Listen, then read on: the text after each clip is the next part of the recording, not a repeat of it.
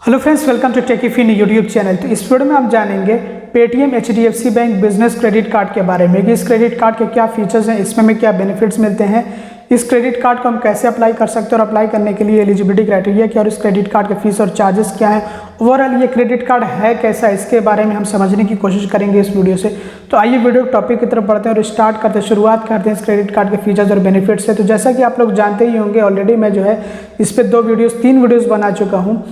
तो ये पेटीएम और एचडीएफसी बैंक के कोलैबोरेशन से बनाया गया है क्रेडिट कार्ड। इस सेगमेंट के जितने क्रेडिट कार्ड्स हैं उन पे आपको कैशबैक मिलता है पेटीएम पर ट्रांजैक्शन करने पे, और अलग अलग तरह के क्रेडिट कार्ड्स हैं तो आपको अलग अलग तरह से कैशबैक दिया जाता है और अलग अलग कैटेगरी पे अलग अलग कैशबैक भी होता है। तो इस क्रेडिट कार्ड में हमें कैसा कैशबैक मिलेगा, किस तरह से कैशबैक मिलेगा, आइए इसको हम समझते हैं। तो अगर आप इस क्रेडिट कार्ड का इस्तेमाल करके पेटीएम पर ट्रांजैक्शन करते हैं मॉल पर, पेटीएम मॉल पर ट्रांजैक्शन करते हैं तो आपको 3% मतलब कि 3% कैशबैक मिलता है। और ये जो आपको कैशबैक मिलता है ये बिल्कुल अनलिमिटेड होता है और हर टाइम आपको मिलेगा जब भी आप जो है ट्रांजैक्शन करेंगे। तो ये आपको जितने कैशबैक दिए जाएंगे वो सभी के सभी आपको as a Paytm gift voucher मिलेंगे, बाद में आप उनका इस्तेमाल पेटीएम पर कर सकते हैं। इसके अलावा 3% के अलावा आपको 2% कैशबैक मिलता है, 2% कैशबैक मिलता है अगर आप जो है मंथली बिल पेमेंट्स करते हैं, वो भी स्टैंडिंग इंस्ट्रक्शंस के ज़रिए। तो इसके लिए आपको स्टैंडिंग इंस्ट्रक्शंस लगाने पड़ेंगे, तो जब मंथली पेमेंट्स होंगे बिल के तो उसके लिए आपको 2% कैशबैक दिया जाएगा, 2% कैशबैक मिलेगा, जो कि मुझे अच्छा नहीं लगा। इसके अलावा बाकी आपके जितने ट्रांजेक्शन्स होते हैं, कहीं पे भी वो ट्रांजेक्शन हो, अदर ट्रांजेक्शन्स पे आपको 1% कैशबैक दिया जाता है। इसके अलावा कुछ ऐसे ट्रांजेक्शन्स होते हैं जिन पे आपको कोई भी कैशबैक नहीं दिया जाता है, जैसे कि वॉलेट लोड्स, आपको अपना वॉलेट रिलोड करना है तो उसके लिए कोई भी आपको कैशबैक नहीं मिलेगा। इसी तरह से ईएमआई का ट्रांजैक्शन है तो उस पर आपको कोई कैशबैक नहीं मिलेगा, या फिर इसी तरह से जो फ्यूल ट्रांजैक्शंस हो गए उन पे आपको कोई भी कैशबैक नहीं मिलेगा। तो कुछ ऐसे ट्रांजैक्शंस होते हैं जिन पे आपको कोई कैशबैक नहीं मिलता है। और इस क्रेडिट कार्ड में कैश एडवांस फी, जिसको हम कैश विड्रॉल फी भी कहते हैं, उसको रिवर्स कराया जा सकता है।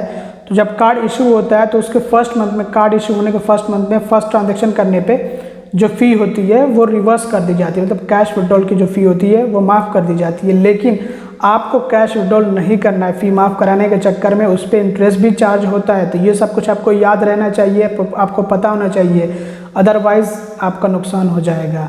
तो यहाँ पे बताया गया कि 500 रुपये तक रिवर्स कर दी जाएगी।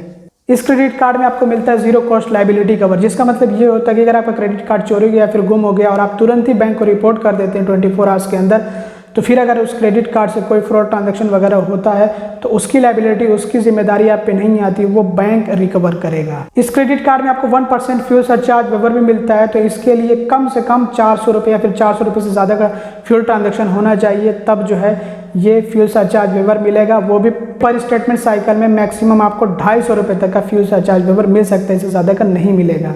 इस क्रेडिट कार्ड में आपको वेलकम बेनिफिट के तौर पे पेटीएम फर्स्ट की मेंबरशिप मिल जाती है। इसके लिए आपको कम से कम 100 रुपये का ट्रांजैक्शन करना है और ज़्यादा से ज़्यादा भी 100 रुपये का ट्रांजैक्शन करना है। मतलब कि ट्रांजैक्शन जो होना चाहिए है वो 100 से नीचे का नहीं होना चाहिए, 100 से ज़्यादा का नहीं होना चाहिए, एकदम 100 रुपये का ट्रांजैक्शन होना चाहिए, वो भी एक ट्रांजैक्शन होना चाहिए कार्ड इशू होने के साल भर के अंदर अंदर। तो आपको ये जो है पेटीएम फर्स्ट की मेंबरशिप मिल जाएगी, और अगर आपके पास ऑलरेडी है तो आप उसको शेयर कर सकते हैं अपनी फैमिली मेंबर में। इसके अलावा इस क्रेडिट कार्ड में आपको माइलस्टोन बेनिफिट भी मिलता है। तो कार्ड इशू होने के 90 दिनों के अंदर अंदर, 90 डेज़ के अंदर अंदर इस क्रेडिट कार्ड से 6 ट्रांजेक्शन कंप्लीट कर लेते हैं तो फिर आपको दिया जाता है 250 रुपये का गिफ्ट वाउचर। जो एलिजिबल कस्टमर्स होंगे उनको जो है भेज दिया जाएगा, जो वाउचर कोड वगैरह होता है वो भेज दिया जाएगा, उनको ईमेल कर दिया जाएगा या फिर SMS के जरिए भेज दिया जाएगा। और यहाँ पे जो ट्रांजैक्शंस होने चाहिए हैं वो EMI ट्रांजैक्शंस नहीं होने चाहिए, नॉन EMI ट्रांजैक्शंस ये सिर्फ काउंट होंगे।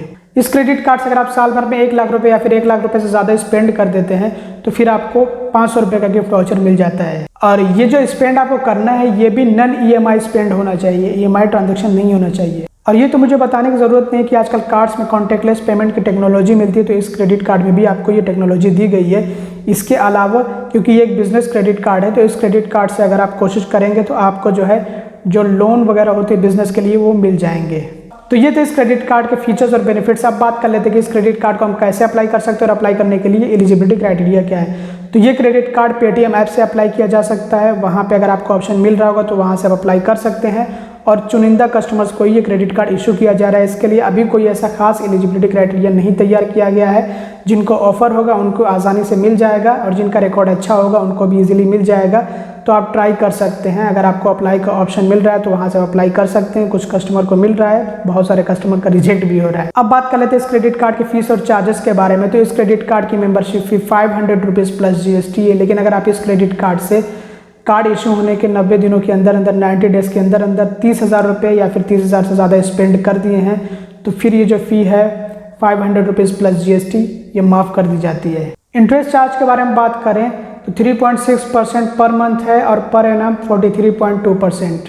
कैश एडवांस चार्ज, जिसको हम कैश विड्रॉल चार्ज भी कहते हैं, तो 2.5% of the cash withdrawal amount, मतलब जितना हम पैसा निकालते हैं अपने क्रेडिट कार्ड से उसी का 2.5% हमसे लिया जाएगा। लेकिन इसमें कम से कम हमें 500 रुपये चार्ज देना होगा।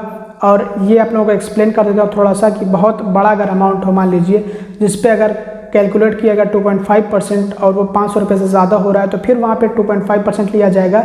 लेकिन अगर जो है वही 2.5% कैलकुलेट किया गया और वो 500 रुपये से कम आ रहा है तो फिर हमें 500 रुपये देना होगा। कम से कम मतलब 500 रुपये आपको देना ही होगा। आगे इस तरह के एग्जाम्पल्स और भी आने वाले हैं। लेट पेमेंट चार्जेस 100 रुपये से लेकर के 1300 रुपये तक हो सकते हैं। डिपेंड करता है कि जो आउटस्टैंडिंग बैलेंस है, जो बकाया राशि है, जो हमने पेमेंट नहीं किया, क्रेडिट कार्ड यूज़ किया लेकिन पेमेंट नहीं किया, वो कितना है, जिसको अमाउंट ड्यू भी कहा जाता है। तो अलग अलग अमाउंट ड्यू पे अलग अलग यहाँ पे हमसे लेट पेमेंट चार्ज लिया जाएगा। आप अपनी स्क्रीन पर देख लीजिए। Over limit charge 2.5% of the over limit amount. अगर हम अपने क्रेडिट कार्ड का इस्तेमाल ओवर लिमिट स्पेंडिंग के लिए करते हैं, जितनी लिमिट उससे ज़्यादा स्पेंड कर देते हैं, तो 2.5% हमसे चार्ज लिया जाता है, जिसमें कि कम से कम हमें 550 रुपये का चार्ज देना पड़ेगा, 550 रुपीज़ का। Payment return charge 2% of the payment amount, जिसमें कम से कम 450 रुपये का हमें चार्ज देना होगा। मान लीजिए हमने क्रेडिट कार्ड के बिल के पेमेंट के लिए ऑटो डेबिट सेट कर रखा है, ऑटो पेमेंट लगा रखा है, लेकिन अगर हमारे अकाउंट में पैसे नहीं होते जितना हमें पेमेंट करना है तो वो पेमेंट रिटर्न हो जाएगा। पेमेंट रिटर्न होने की वजह से फिर हमें जो है चार्ज पड़ जाएगा। या फिर मान लीजिए हमने चेक वगैरह डिपॉजिट किया हुआ है तो वो चेक बाउंस हो गया तो ऐसे में भी हमें चार्ज पड़ सकता है। वही स्टैंडिंग इंस्ट्रक्शन का बता रहा हूँ यहाँ पे मैं कि वो अगर फेल वगैरह हो गया तो वहाँ पे आपको चार्ज देना पड़ जाएगा। कैश प्रोसेसिंग फ़ी, जैसे कि हमने क्रेडिट कार्ड के बिल के पेमेंट के लिए कैश मोड चूज़ किया, मतलब कैश लेकर ब्रांच गए या फिर ATM गए कि अपने क्रेडिट कार्ड के बिल का पेमेंट आज हम कैश से करेंगे, तो फिर वहाँ पे हमें 100 रुपये का चार्ज देना पड़ जाएगा। तो बेहतर है कि ऑनलाइन पेमेंट करें। आज तो बहुत ज़्यादा तरीके निकल गए हैं पेमेंट के, ऑनलाइन पेमेंट के बहुत ज़्यादा ज़रिए हैं। रेलवे टिकट परचेस करने पे सरचार्ज में देना पड़ता है 1%। तो बेहतर है कि आज के टाइम में UPI बहुत बेहतरीन ऑप्शन है, वो चूज़ करें, वहाँ पे हमें इस तरह का सरचार्ज नहीं देना होगा। अगर हमारा कार्ड गुम होता है या फिर चोरी होता है तो ऐसे में हम रिश्यू कराते हैं तो उसके लिए 100 रुपये चार्ज हमें देना होता है। फॉरेन करेंसी ट्रांजैक्शन की 3.5% of the foreign currency amount है। तो ये थे इस क्रेडिट कार्ड के सभी ज़रूरी फीस और चार्जेस, और जितने फीस और चार्जेस होते हैं उन पर GST अलग से ऐड किया जाता है।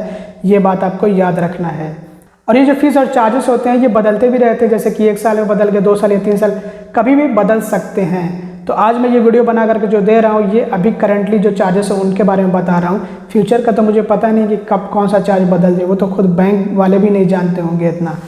तो आगे अगर चार्जेस वगैरह बदल जाए तो उसके लिए मैं अपडेट आपको कर दूंगा। बहरहाल अभी के लिए तो चार्जेस वगैरह यही हैं। तो अब बात कर लेते हैं कि ये क्रेडिट कार्ड है कैसा। तो मुझे ये क्रेडिट कार्ड जो ओके लगा, मतलब बहुत अच्छा क्रेडिट कार्ड नहीं है, क्योंकि सबसे पहले आप लोगों को मैं बताना चाहूँगा कि जो इनका कैशबैक वाला सिस्टम है वही मुझे पसंद नहीं आ रहा है। कि हमें जो कैशबैक मिल रहा है वो पेटीएम गिफ्ट वाउचर में मिल रहा है, तो उसका इस्तेमाल हम मजबूरन पेटीएम पे ही कर सकते हैं और कहाँ पे उसका इस्तेमाल करेंगे।